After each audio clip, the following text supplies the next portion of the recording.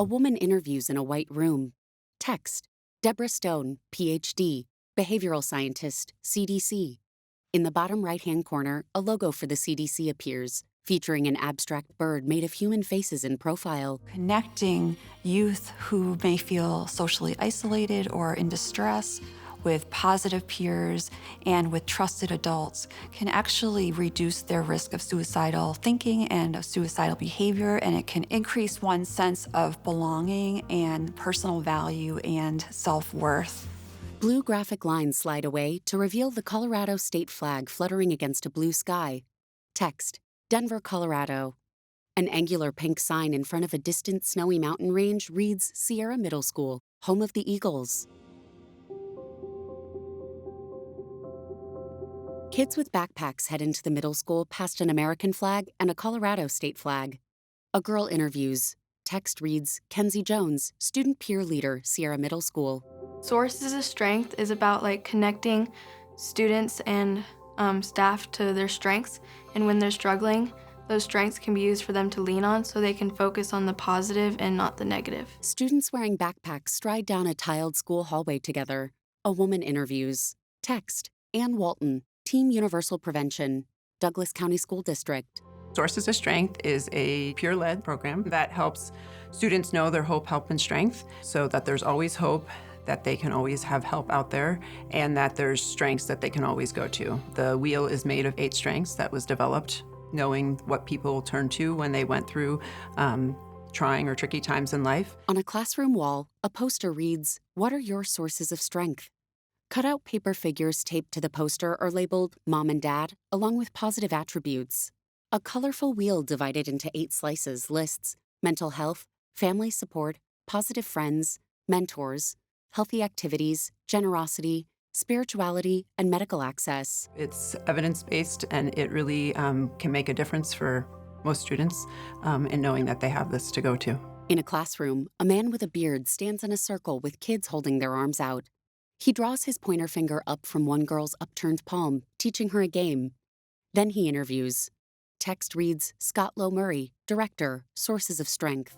We started to realize there's just not a lot of dialogue happening around what is strength in the midst of these adversities that we face in life. What does that look like? We spend about 90% of our time talking about strength, talking about protective factors, talking about the things that we know help us navigate the ups and downs in life that we all face, help us really get through those things in a healthy way and help us help other people. A girl smiles, holding a ball divided into the same colors as the wheel poster.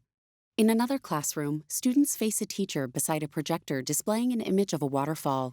Just like we know that a disease process can spread through a social network, we've learned that so can attitudes and behaviors and beliefs. And we've seen this with a lot of negative health outcomes, things like obesity, smoking behavior, binge drinking behavior, but we've learned that positive things can spread through a network in the same way. Outside the middle school, 4 girls sit beside a teacher on a bench, talking to each other. A girl with braces smiles in the sunshine.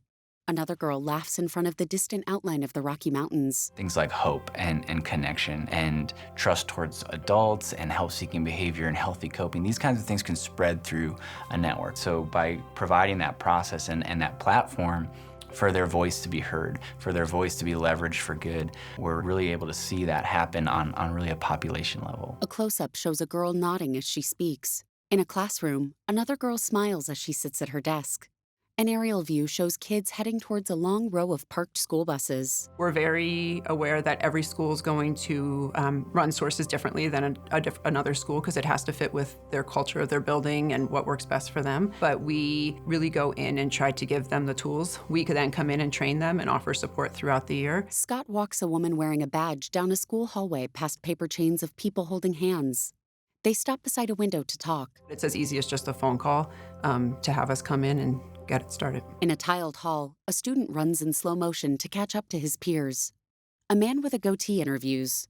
Text: Jamie Montoya DeSmit, Prevention Coordinator, Team Universal Prevention, Douglas County School District. Kids that wouldn't normally have a voice in a school setting, that are kind of those outliers, or those kids that are disconnected, they all of a sudden are part of the conversation for wellness and being connected. In a classroom, Kenzie catches the colorful ball and examines the different strengths listed on it.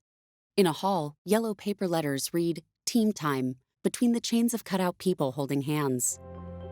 They are more empowered to make that change, that they realize that they're not alone. We have encouraged that in our trainings, that you are not alone in this, that you should always be reaching out to others for help. A girl eats lunch with her smiling teacher in an office. And so to realize that they're not the only ones going through these things, that there are people to get in their circle to help them get through this, I think is really powerful for them. Students stand in a circle with their hands out, then all draw one finger up together and make a fist with the other hand, playing the game Scott taught them. A blurred view shows students moving through brightly lit hallways. It's a very uplifting program, and all the parts of the wheel mean something to me, and I know that I can lean back on any of those parts of the wheel when I'm struggling. Kenzie strides down a school hall wearing a Paisley backpack. Jamie interviews. Instead of having to wait for the tragedy to happen, let's be proactive about it. It's not about waiting until there's a problem. There's acknowledging that when we think about suicide and mental health, to be engaged in a wellness model that supports those conversations, that's huge. In a conference room, Jamie, Ann, and other staff members in maroon polos talk around a table. A teacher addresses her class in front of a whiteboard. The vast majority of people who struggle with feeling suicidal do not go on to die by suicide. Recovery and resiliency is the true norm, but that's often not what we communicate. In a classroom, Kenzie laughs, surrounded by her peers. Then she poses in front of the school entrance, beaming in the sunshine. We need to highlight those stories. We need to create a counter narrative around hope and around recovery. That those things are not only possible, but they're probable. Blue lines flash past. The CDC logo appears, along with text. Evaluations show that programs like Sources of Strength can improve norms about suicide and behavior. In a randomized control trial conducted with 18 high schools, Sources of Strength was found to improve help-seeking, adaptive norms regarding suicide, connectedness to adults, and school engagement. More text appears alongside a booklet with the CDC's logo and hexagonal images of people gardening and talking on the phone. The booklet is titled Preventing Suicide, a technical package of policy, programs, and practices. National Center for Injury Prevention and Control, Division of Violence Prevention. Sources of Strength is one example of an evidence-based program in CDC's technical package to prevent suicide. Use CDC's technical packages to prevent violence in your community. www.cdc.gov/violence-prevention/pub/technical-packages.html.